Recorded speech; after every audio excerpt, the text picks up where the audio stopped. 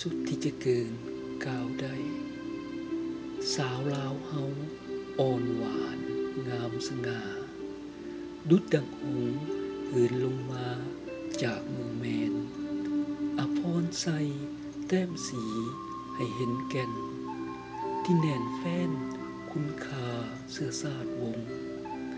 ยิ่งกว่านั้นเจ้ายังหากลูกยิงหวังให้เป็นก้านกิ่งสืบยาวไกลอิดเมื่อยนักก็ยังบ่หวั่นไหวถนอมลูกให้ใหญ่กล้าสาขาคนด้วยเป็นหนึ่ง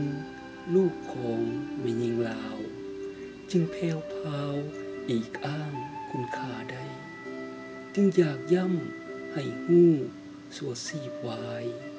ขอมั่นหมายทูลเกียรติเจ้า